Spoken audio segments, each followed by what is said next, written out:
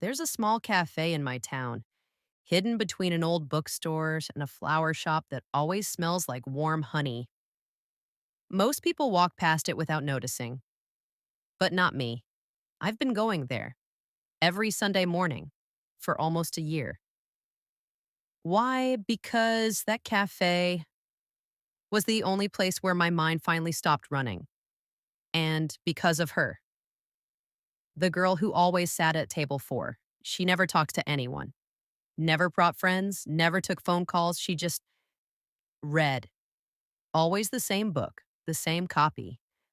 A soft, worn out novel with a faded blue cover. I don't know why, but whenever she was there, the whole room felt calmer, like she carried silence the way some people carry perfume. I never knew her name, but I knew her routines. 9 a.m. sharp, chamomile tea, one sugar, always the window seat, always the blue book. One Sunday, she wasn't there.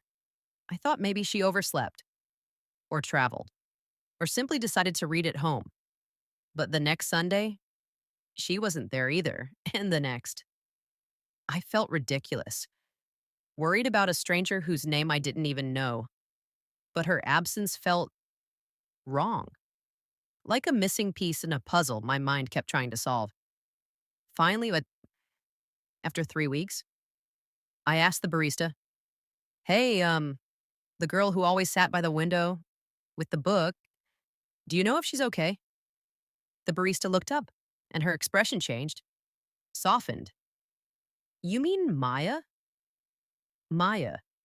Her name felt familiar even though I'd never heard it before. "She hasn't been in for a while," the barista said quietly. "She moved away, suddenly. Didn't say much, but she left something here." She reached under the counter and pulled out the blue book. My heart stopped. It was hers. The same bent corners, the same faint scratch on the spine. "She asked me to give this to you," the barista continued.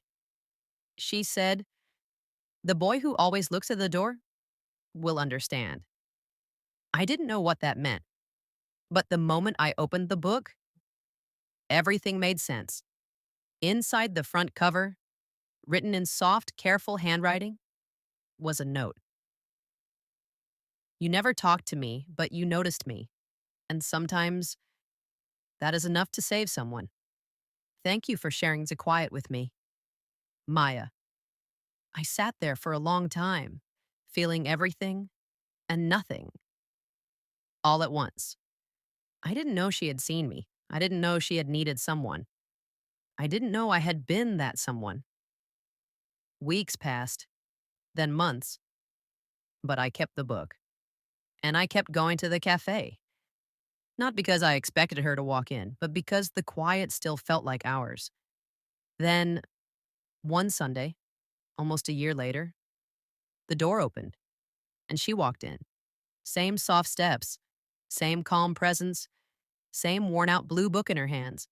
Except she wasn't alone. She walked straight toward me, stopped at my table, and smiled, gently, like she had been waiting a long time. "Hi," she said. Her voice was exactly like I imagined, quiet but warm. "Hi," I answered. She slid the blue book across the table. "I came back for this," she said, "and maybe for you too." Some people love loud places, busy streets, or crowded events, but some people are made of quieter things. And sometimes love is too.